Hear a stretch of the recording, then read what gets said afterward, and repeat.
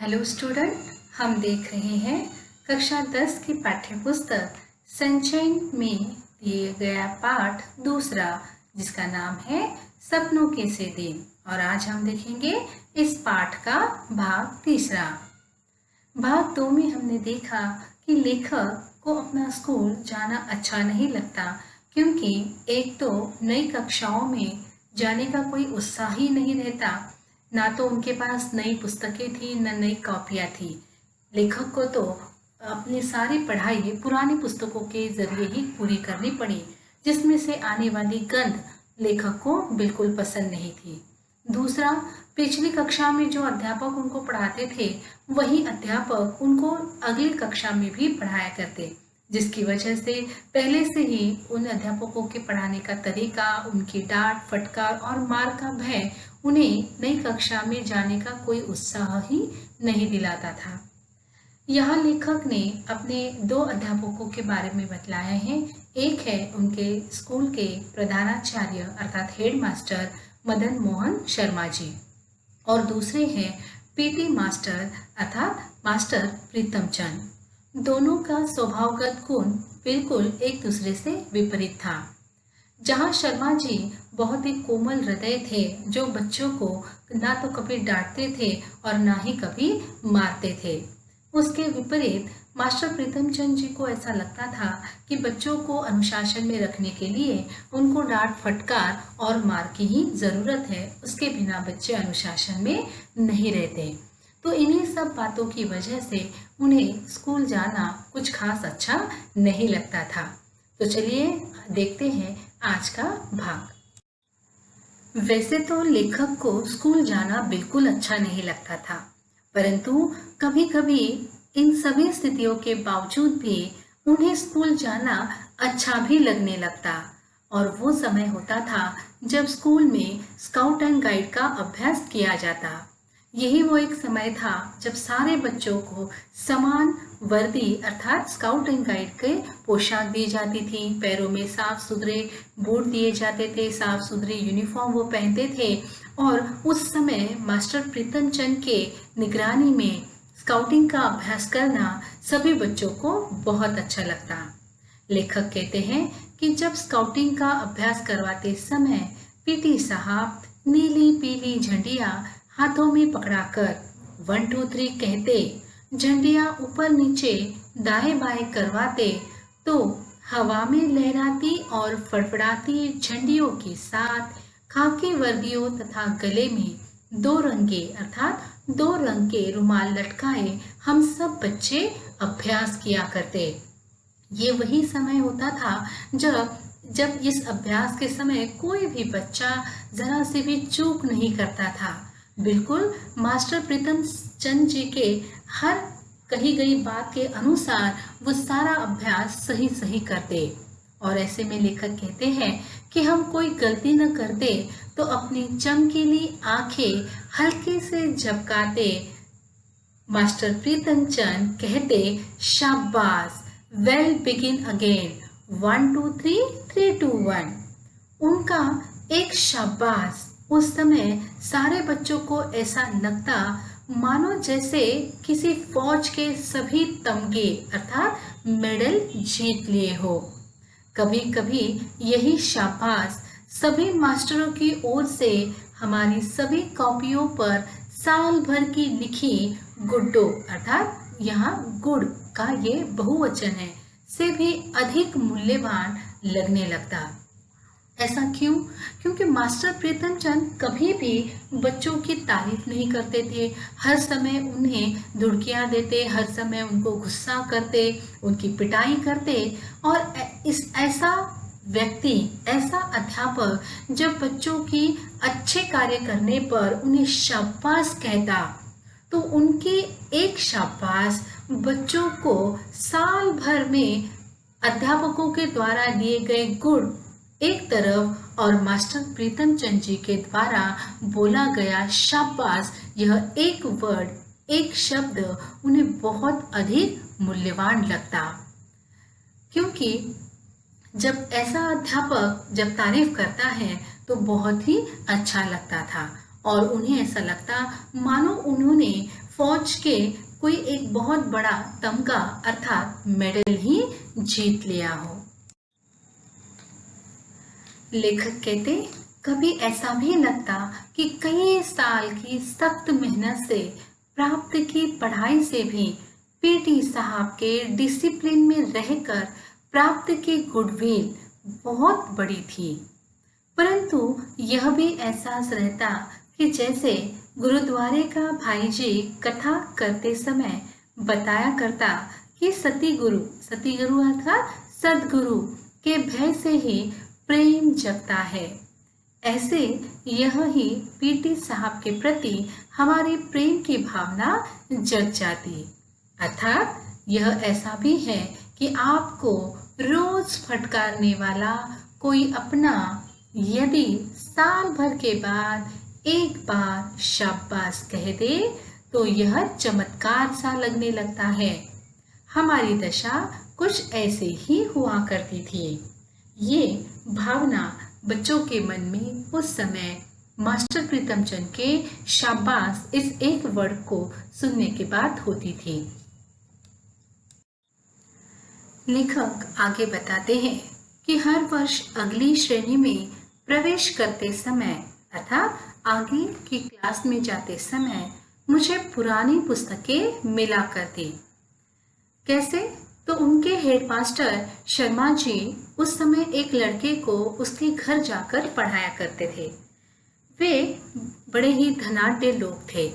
उनका लड़का लेखक से 1-2 साल बड़ा होने के कारण मेरे से एक श्रेणी आगे रहा, अर्थात लेखक से एक कक्षा आगे ही रहता।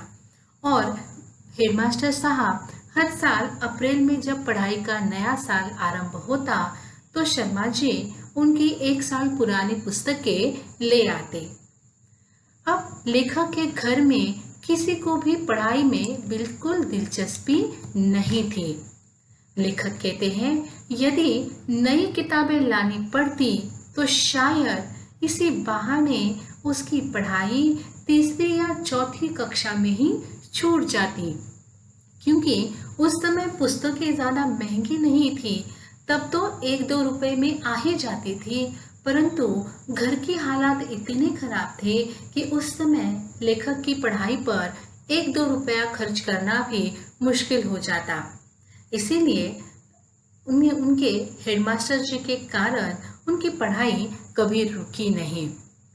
लेखक कहते हैं कि कोई 7 साल स्कूल में रहा तो एक कारण था कि पुरानी किताबें उन्हें मिल जाया करती थी और बाकी बचा कॉपी, पेंसिल, होल्डर, स्याही, दवात, इसमें भी मुश्किल से 1-2 रुपए का ही खर्चा पूरे साल भर में हुआ करता था। लेकिन उस जमाने में 1-2 रुपया भी बहुत बड़ी रकम हुआ करती थी।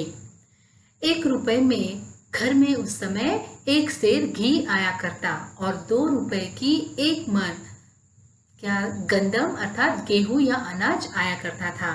और इसी कारण खाते पीते घरों के लड़के ही स्कूल जाया करते थे, जिनके माता पिता स्कूल का ये 1-2 रुपए का खर्चा आसानी से उठा सकते थे। परंतु लेखक ये कहते हैं कि हमारे 2 परिवारों में लेखक एकमात्र अकेले ऐसे लड़के थे जो स्कूल जाने लगे थे और इसका पूरा श्रेय वे हेडमास्टर शर्मा जी को देते हैं, क्योंकि उन्हीं के कारण वे अपनी पढ़ाई जारी रख सके। परंतु लेखक कहते हैं कि किसी भी नई श्रेणी या नई कक्षा में जाने का ऐसा चाव या उत्साह वे कभी भी महसूस नहीं किया करते, जिसका जिक्र कुछ लड़के किया करते थे कि उनको नई कक्षा में जाना बहुत अच्छा लगता था। अजीब बात थी कि लेखक को नई कॉपियों और पुरानी पुस्तकों में से जो गंध आने लगती थी वे उनके मन को उदास कर देती थी, उनको वो बिल्कुल अच्छी नहीं लगती थी और इसका ठीक कारण वे कभी भी समझ नहीं पाए थे कि ऐसा क्यों होता है। मनोविज्ञान की जानकारी है, उस अरुचि का कारण यही समझ में आया कि आगे की श्रेणी की कुछ मुश्किल पढ़ाई और नए मास्टरों की मारपीट का भय ही कहीं भीतर जमकर बैठ गया था, जो उन्हें नई कक्षा में जाने का कोई खुशी नहीं देता था। सभी तो नए नहीं होते थे। नए हर कक्षा में सारे अध्यापक नहीं, पूरे नए के नए अध्यापक नहीं होते थे, परंतु दो तीन या हर साल वही होते थे जो कि पहली कक्षा में पढ़ा चुके थे। कुछ ऐसी भी भावना थी कि अधिक अध्यापक एक साल में ऐसी अपेक्षा करने लगते जैसे हम हरफन मौला हो गए हो।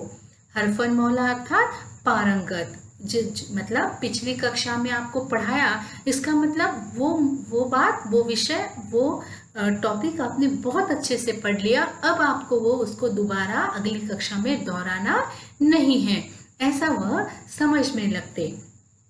यदि उनकी आशाओं पर अगली कक्षा में पूरे नहीं हो पाते तो कुछ तो जैसे चमड़ी उधेड़ देने को तैयार रहते कि पिछली कक्षा में तो तुमको पढ़ाया था और अब तुमको पूछ रहे हो तो नहीं आ रहा है। यह कहकर उनको बार बार डांट फटकार दे देते। और इन्हीं कुछ कारणों से केवल किताबों कॉपियों की गंध से ही नहीं, बाहर के बड़े गेट से 10-15 गज दूर स्कूल के कमरों तक रास्ते के दोनों ओर जो अलियार के झाड़ उगे थे, उनकी गंध भी लेखक के मन को उदास किया करती, अर्थात उन्हें स्कूल में आना बिल्कुल ही अच्छा नहीं लगता। परंतु लेखक यहाँ फिर से बता रहे हैं कि इतनी सारी बातें थी, परंतु स्कूल एक दो कारणों से उन्हें अच्छा भी लगने लगा था, और वो था मास्टर प्रीतम चंद जब हम सब बच्चों को स्काउट की परेड करवाते तो लेफ्ट राइट की आवाज या मुंह से विसल से मार्च कराया करते, तो फिर राइट टर्न या लेफ्ट टर्न या अबाउट टर्न कहने पर छोटे छोटे बूटों की एड़ियों पर दाएं बाएं या एकदम पीछे मुड़कर बूटों की ठक ठक करते अकड़ कर चलते तो लगता जैसे हम विद्यार्थी नहीं, बहुत महत्वपूर्ण आदमी हो, फौजी जवान हो। क्योंकि अक्सर यूनिफॉर्म, बूट, ये सारे और अनुशासन के साथ लेफ्ट राइट करना ये उस समय फौजियों की निशानी होती थी। और जब बच्चे स्कूल में ये सब करते मास्टर प्रीतम चंद के साथ, तो उन्हें अपने आप को कुछ विशेष समझने लगते और उन्हें ऐसा लगता कि इस समय वह विद्यार्थी नहीं तो क्या है, फौजी जवान है। कहानी में आगे लेखक दूसरे विश्व युद्ध के समय का जिक्र कर रहे हैं। आपको ये पता ही होगा कि दूसरे विश्व युद्ध के समय भी हमारे भारत पर अंग्रेजी शासन था और भारत के सभी प्रांतों पर अभी भी उनकी ही छाप थी, उन्हीं का वर्चस्व था। तब उस समय की बातों का जिक्र यहाँ पर लेखक कर रहे हैं। लेखक कहते हैं, दूसरे विश्व युद्ध का समय था, परंतु हमारी नाभा रियासत का राजा अंग्रेज राजा को अंग्रेजों ने 1923 में गिरफ्तार कर लिया था और तमिलनाडु में कोडाई केनाल में ही जंग शुरू होने से पहले उसका देहांत हो गया था। उस राजा का एक बेटा था जो अभी विलायत में पढ़ रहा था, इसलिए हमारे देसी रियासत में भी अंग्रेजों की ही चलती थी।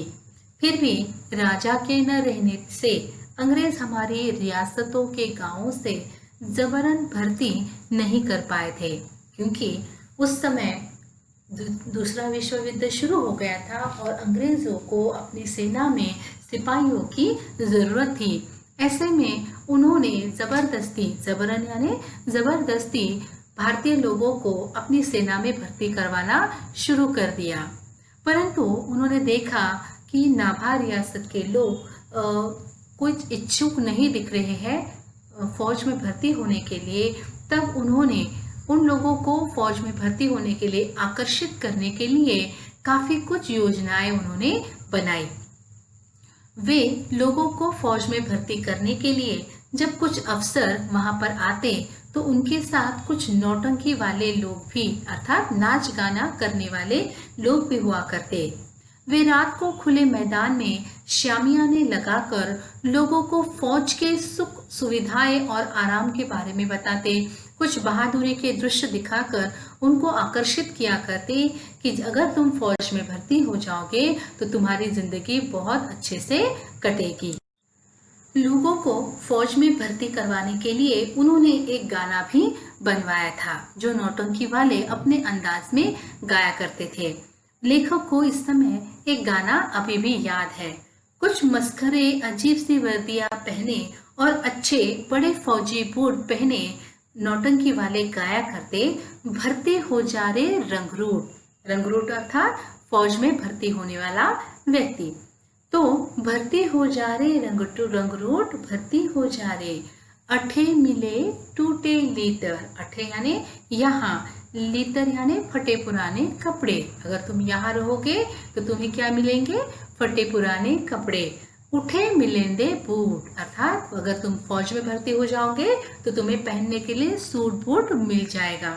भर्ती हो जा रे रंगरूट, अठे पहन से फटे पुराने, उठे मिलेंगे सूट, भर्ती हो जा रे रंगरूट, भर्ती हो जा रे रंगरूट। और इन्हीं बातों से आकर्षित हो कुछ नौजवान भर्ती के लिए तैयार हो जाया करते।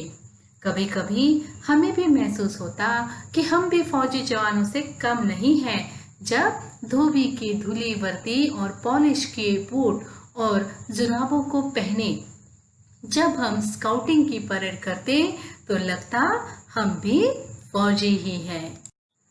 यहाँ लेखक मास्टर प्रीतम चंद के बाह्य व्यक्तित्व के बारे में बता रहे हैं कि उनका स्वभाव कैसा था और वे दिखते कैसे थे, वो चलते कैसे थे, उन सब के बारे में लेखक यहाँ पर बता रहे हैं।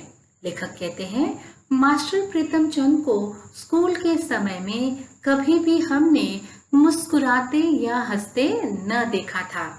उनका ठिगना कद, दुबला पतला परंतु गठीला शरीर, माता के दानों से भरा चेहरा, माता के दाने अर्थात चिकन पॉक्स के दाग उनके चेहरे पर बने थे जिससे उनका पूरा चेहरा भरा हुआ था, और बाज सी तेज आंखें, यानी कि किसी भी बच्चे ने जरा सा हिला डुला या कोई गलती की तो अपनी बाज सी तेज आंखों से वो उसकी गलती पकड़ लेते थे। खाकी वर्दी, चमड़े के चौड़े पंजों वाले बूट, सभी कुछ भयभीत करने वाला हुआ करता था। उनके बूटों की ऊंची एड़ियों के नीचे भी खुरियां लगी रहती, यानी कि और भी ज्यादा ऊंचा होने के लिए उसको नीचे से और थोड़ा सा ऊपर उठाया करते, खुरियां जिसे बोलते हैं वो लगी रहती, जैसे टांगे के घोड़े के पैरों में लगी रहती हैं। अगले हिस्से में पंजों के नीचे मोटे सिरों वाले कील ठुके होते। यदि वह सख्त जगह पर भी चलते तो खुरियों और कीलों के निशान वहां भी दिखाई देते। हम ध्यान से देखते, इतने बड़े और भारी भारी बूट पहनने के बावजूद उनके टखनों में कहीं मोच तक नहीं आती, अर्थात उनके घुटनों में कहीं किसी प्रकार की मोच भी नहीं आती थी। उनको देख लेखक कहते हैं कि हम भी यदि हमारे घर वालों से बूटों की मांग करते तो माँ बाप यही कहते कि तुम्हारे टखने यानी कि तुम्हारे पैर या घुटने टेढ़े हो जाएंगे और सारी उम्र तुम सीधे नहीं चल पाओगे। परंतु मास्टर प्रीतम चंद जी का ये बाहरी व्यक्तित्व बच्चों को उस समय काफी कुछ आकर्षित करता था। मास्टर प्रीतम चंद से हमारा डरना तो स्वाभाविक था, परंतु हम उनसे नफरत भी करते थे। कारण तो उसका मारपीट ही था। हम सभी को जो लेखक के उम्र के हैं वह दिन वो कभी नहीं भूल पाए जिस दिन लेखक चौथी श्रेणी में पढ़ते थे। अपने बचपन की एक याद वो यहाँ पर बता रहे हैं। लेखक कहते हैं कि जब हम चौथी कक्षा में गए तो चौथी कक्षा में फारसी पढ़ाने के लिए मास्टर प्रीतम चंद आने लगे। अभी उन्होंने पिछली कक्षा में अर्थात तीसरे श्रेणी में उर्दू का अच्छा अभ्यास उन्होंने किया था, परंतु फारसी भाषा यह उर्दू और अंग्रेजी से भी मुश्किल थी और मास्टर प्रीतम चंद से तो वैसे भी सब डरते थे और ऊपर से वह मुश्किल विषय भी पढ़ाने लगे थे। और उनको पढ़ाते पढ़ाते एक सप्ताह भी नहीं हुआ था कि मास्टर प्रीतम चंद ने चौथी कक्षा के बच्चों को एक शब्द रूप, एक टेबल याद करने को कहा और आदेश दिया कि कल इसी कक्षा में इसी पीरियड में वह मुंह जबानी एक एक से सुनेंगे। आपको पूरा अच्छी तरीके से याद करके आना है। सभी बच्चे घर लौटकर देर रात तक मास्टर प्रीतम चंद के डर से उस शब्द रूप को बार बार याद कर रहे थे, परंतु केवल 2-3 लड़के ही थे जिन्हें आधा या कुछ उससे अधिक वह शब्द रूप याद हो गया था, परंतु बाकी बच्चों को याद ही नहीं हो रहा था। दूसरा दिन आया और मास्टर प्रीतम चंद कक्षा में आए। बारी बारी सबको उन्होंने सुनाने के लिए कहा, तो कक्षा का एक भी लड़का ठीक से सुना नहीं पाया। तब मास्टर जी गुर्राए, सभी को कान पकड़ने के लिए कहा और साथ ही साथ उन्होंने झुककर टांगों के पीछे से बाहें निकालकर कान पकड़ने के लिए कहा और साथ ही साथ गुस्से से चीखे, पीठ ऊंची करो। पीठ बिल्कुल दबनी नहीं चाहिए और टांगों के नीचे से बाहें निकालकर कान पकड़ने की सजा उन्होंने चौथी कक्षा के सभी बच्चों को सुनाई। अब ऐसे मुर्गा बनने की हालत में पीठ ऊंची करके कान पकड़ने से 3-4 मिनट में ही टांगों में जलन होने लगती थी और लेखक कहते हैं कि मेरे जैसे कमजोर तो टांगों के थकने से कान पकड़े हुए ही गिर पड़ते। लेखक कहते हैं कि जब तक मेरे और हरबंस की बारी आई, यानी कि एक एक बच्चों को उन्होंने बुलाया, उनको किसी को नहीं आया तो उनको मुर्गा बनने की सजा उन्हें दी। ऐसे करते करते जब लेखक और उनके मित्र हरबंस की बारी आई, तब तक हेडमास्टर शर्मा जी अपने दफ्तर में आ चुके थे। जब हमें सजा दी जा रही थी तो उसके कुछ समय पहले शर्मा जी स्कूल की पूरब की ओर बने सरकारी अस्पताल में डॉक्टर कपलाश से मिलने गए थे। वह दफ्तर के सामने की ओर चले आए। आते ही जो कुछ उन्होंने देखा वह सहन नहीं कर पाए। शायद यह पहला अवसर था कि वह पीटी प्रीतम चंद के उस बर्बरता अर्थात उस क्रूरता को सहन नहीं कर पाए और उत्तेजित हो गए और गुस्सा हो गए। बड़ी गुस्से में उन्होंने मास्टर प्रीतम चंद से कहा, "What are you doing? Is it the way to punish the student of 4th class? Stop it at once." हमें तब अंग्रेजी नहीं आती थी क्योंकि उस समय 5वीं श्रेणी से अंग्रेजी पढ़ानी शुरू की जाती थी, परंतु हमारे स्कूल के 7वीं 8वीं श्रेणी के लड़कों ने बताया कि शर्मा जी ने क्या कहा था कि क्या करते हैं, क्या चौथी श्रेणी को सजा देने का यह ढंग है, इसे फौरन बंद करो। शर्मा जी गुस्से से कांपते बरामदे से ही अपने दफ्तर में चले गए। फिर जब प्रीतम चंद जी कई दिन स्कूल नहीं आए तो यह बात सभी मास्टरों की जुबान पर थी कि हेड मास्टर शर्मा जी ने उन्हें मुअत्तल अर्थात निलंबित अर्थात डिसमिस कर दिया था और अपनी ओर से आदेश लिखकर मंजूरी के लिए हमारी रियासत की राजधानी नाभा भेज दिया था। वहाँ हरजी लाल नाम के महकमे तालीम अर्थात शिक्षा विभाग के डायरेक्टर थे हरजी लाल। उनके पास भेजा गया कि उनके आदेश की मंजूरी आवश्यक थी। यदि मास्टर प्रीतम चंद को स्कूल में फिर से आना है तो उन्हें उनसे मंजूरी लेकर आना था। उस दिन के बाद यह पता होते हुए भी कि पीटी प्रीतम चंद को जब तक नाभा से डायरेक्टर उन्हें मंजूरी नहीं करेंगे तब तक वह स्कूल में कदम नहीं रख सकते, परंतु जब भी फारसी कक्षा की घंटी बजती तो सारे बच्चों की छाती धक धक करती, फटने को आती कि पता नहीं कहां से मास्टर प्रीतम चंद फिर से पढ़ाने न आ जाए।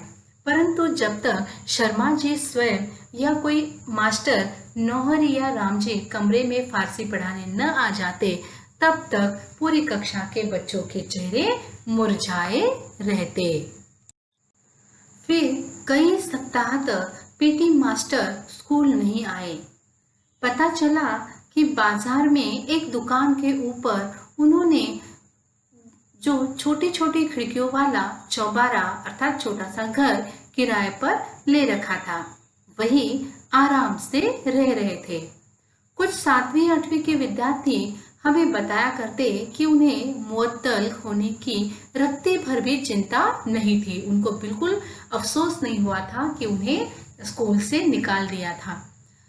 पहले की तरह ही वो आराम से अपने पिंजरे में रखे अपने दोनों तोतों को दिन में कई बार भिगो कर रखे बादाम की गिरिया अर्थात बादाम के टुकड़े उसका छिलका उतारकर उन्हें खिलाते, उनसे बातें करते रहते जैसे कि कुछ हुआ ही नहीं हो।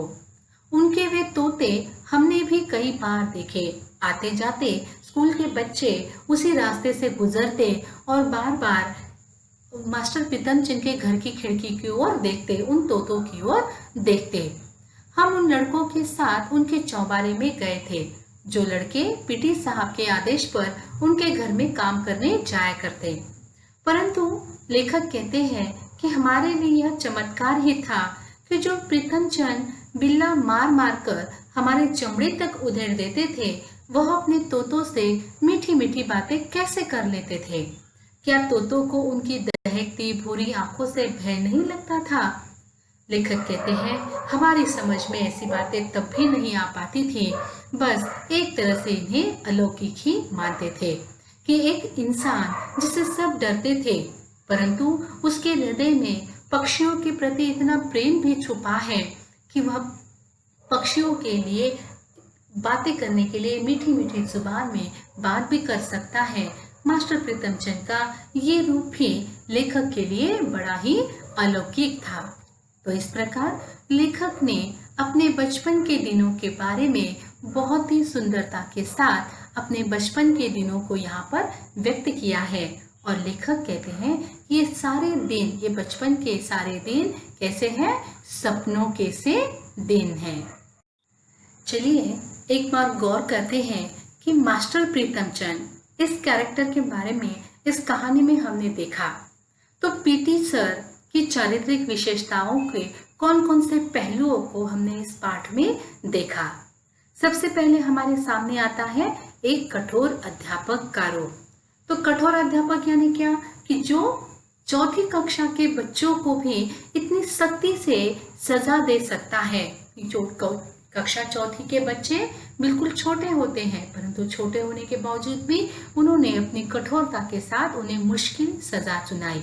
यहाँ पर उनके कठोर अध्यापक का स्वभाव गुण हमारे सामने आता है। दूसरा गुण है अनुशासन प्रिय, जो बच्चों को प्रार्थना के समय सीधी लाइन में या कतार में खड़े न रहने पर या स्काउट गाइड की प्रैक्टिस करते समय सही न करने पर उनकी चमड़ी उधरने या खाल खींचने वाले मुहावरे को प्रत्यक्ष कर देते थे। यही उनकी अनुशासन प्रियता नजर आती है। कुशल प्रशिक्षक, वह स्काउट एंड गाइड की इस तरीके से प्रैक्टिस करते कि बच्चे गलती से भी कोई गलती नहीं करते और एक अच्छे प्रशिक्षक की तरह जब बच्चे बहुत अच्छी प्रदर्शन करते तो उनके मुख से उनके लिए शाबाश जैसे शब्द निकलते। ये उनके भीतर के कुशल प्रशिक्षक होने का गुण ही समझ में आता है। फिर अगला गुण है पक्षी प्रेमी, कि इतना सब कुछ होने के बावजूद, उनकी नौकरी जाने के बावजूद भी पक्षियों के प्रति उनके मन में जो प्रेम है वो हमें यहाँ पर समझ में आता है कि इतनी परेशानियों में भी वह अपने तोतों को बादाम खुद ही छीलकर खिलाया करते, उनके साथ मीठी मीठी जबान में बातें किया करते। और महत्वपूर्ण है उनका बाह्य व्यक्तित्व, कि ठिगना कद है, चेहरे पर चेचक के दाग है, उनकी बात से तेज उनकी आंखें हैं। ये सारे बाह्य व्यक्तित्व, और जो कभी भी मुस्कुराते नहीं थे, हमेशा एक गंभीर चेहरा उनका रहता था। तो इन्हीं कुछ मिले जुले चारित्रिक विशेषताओं के कारण मास्टर प्रीतमचंद का व्यक्तित्व हमें बहुत ज्यादा आकर्षित करता है। चलिए देखते हैं इस पाठ पर आधारित प्रश्न चर्चा। प्रश्न पहला, पीटी साहब की शाबाश यह फौज के तंबू से क्यों लगती थी, स्पष्ट कीजिए। प्रश्न 2, स्काउट परेड करते समय लेखक अपने को महत्वपूर्ण आदमी या फौजी जवान क्यों समझने लगते। प्रश्न 3, हेडमास्टर शर्मा जी ने पीटी साहब को क्यों मुअत्तल कर दिया।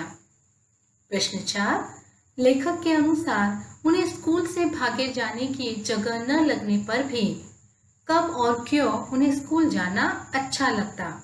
प्रश्न 5, विद्यार्थियों को अनुशासन में रखने के लिए पाठ में अपनाई गई युक्तियों और वर्तमान में स्वीकृत मान्यताओं के संबंध में अपने विचार प्रकट कीजिए।